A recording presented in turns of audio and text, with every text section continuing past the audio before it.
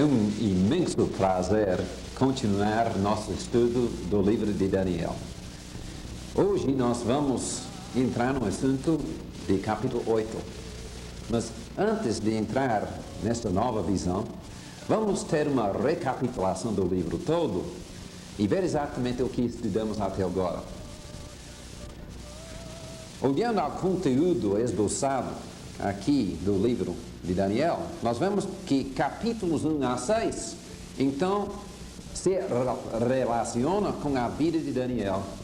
Já estudamos sobre os jovens cativos fiéis a Deus em capítulo 1, sobre em capítulo 2 a interpretação daquela estátua, a rejeição de idolatria e livramento da fornalha de fogo, a interpretação da árvore cortada e a conversão do rei. E depois, no capítulo 5, a interpretação da escritura na parede e a queda do Império Babilônico. Daí, em capítulo 6, o Daniel entrou no Império Medo-Persa. E, com a perseverança na oração, ele foi livrado dos leões.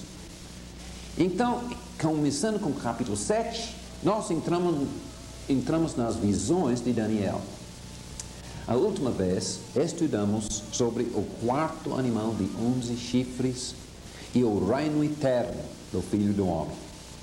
Agora, nós vamos entrar nas outras visões, nas próximas 3 lições. Nós vamos estudar primeiro capítulo 8 sobre o carneiro, o bode e o pequeno chifre durante 2.300 dias. Em capítulo 9, que vamos deixar para o fim, estudaremos sobre as 70 semanas até o Cristo, a destruição de Jerusalém. Capítulos 10 a 12, nós vamos estudar sobre o homem do céu que veio auxiliar Daniel, o rei do norte contra o povo de Deus, e finalmente a ressurreição e a explicação dos 1.290 e 1.335 dias até o fim da abominação. Então nós temos muito a estudar aqui. E hoje já queremos entrar em capítulo 8.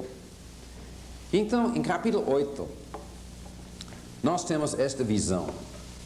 A visão do carneiro e do bode.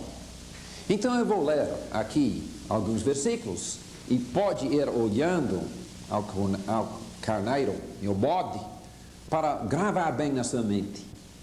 Então, em versículo 1 de capítulo 8, se diz: no ano terceiro do reinado do rei Belsazar, eu, Daniel, tive uma visão, depois daquela que eu tivera a princípio, quer dizer, aquela visão de capítulo 7. Quando a visão me veio, pareceu-me estar eu na cidadela de Suzã, que é a província de Elão, e vi que estava junto ao rio Ulai. Então levantei os olhos e vi, e eis que um carneiro estava diante do rio, o qual tinha 2 chifres, e um dos chifres era mais alto do que o outro, e o mais alto subiu por último. Vi que o carneiro dava amarradas para o ocidente, para o norte, para o sul, e nenhum dos animais lhe podia resistir, nem havia quem pudesse livrar-se do seu poder. Ele, porém, fazia segundo a sua vontade, e assim se engrandecia. Estando eu observando, eis que um bode vinha do ocidente sobre toda a terra, mas sem tocar no chão. Este bode tinha, diz aqui, este bode tinha um chifre notável entre os olhos. Veja bem este chifre aqui. Este chifre entre os olhos, ele tinha. E diz em versículo 6, dirigiu-se ao carneiro, que tinha os 2 chifres, ao qual eu tinha visto diante do rio, e correu contra ele, assim, com todo o seu poder. Então, diz em versículo 7, viu chegar perto do carneiro e, enfurecido contra ele, o feriu. Veja aqui, como o chifre já na cabeça do carneiro. E diz então aqui que quebrou os 2 chifres pois não havia força no carneiro para lhe resistir. Mas o bode o lançou por terra e o pisou aos pés, e não houve quem pudesse livrar o carneiro do poder dele. Então assim o bode vence, conquista o carneiro aqui.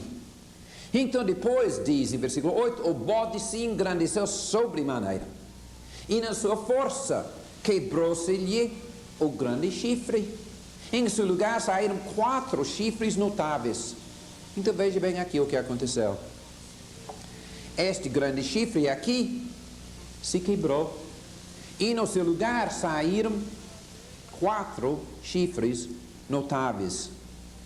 Agora, versículo 9 diz, de um dos chifres saiu um chifre pequeno, e se tornou muito forte para o sul, para o oriente e para a terra gloriosa.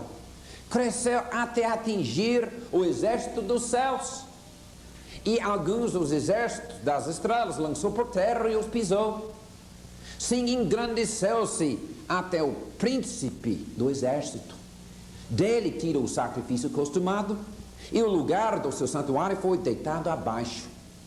O exército lhe foi entregue com o sacrifício costumado por causa das transgressões, e deitou por terra a verdade, e o que fez prosperou. Em versículo 13, então nós ficamos sabendo, e nós vamos interpretar isso daqui um pouco, mas ele fala aqui nos próximos versículos sobre 2.300 dias.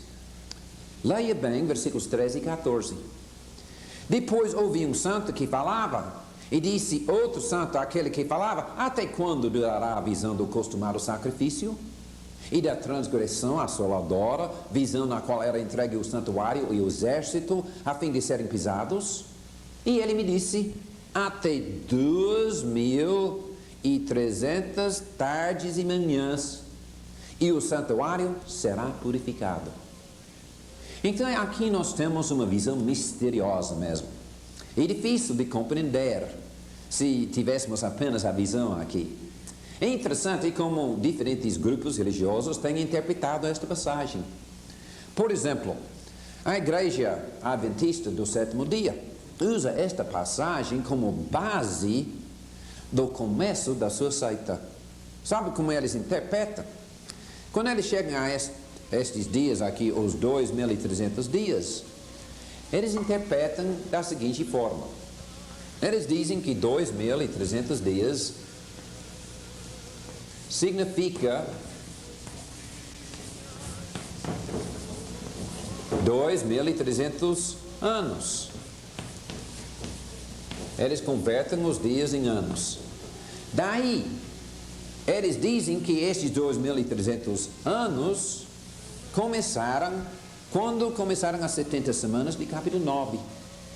Daí em capítulo 9, então, eles dizem que esta visão começou em 456 a.C. 70 semanas de Daniel capítulo 9. Daí eles tiram os 456 anos antes de Cristo dos 2.300 e assim fica com 1844, a data da origem dos adventistas do sétimo dia.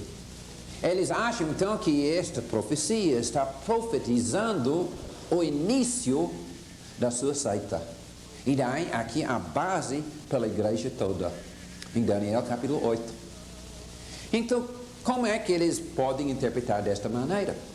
Bem, eles têm que dizer que aqui o pequeno chifre que encontramos aqui é a Roma.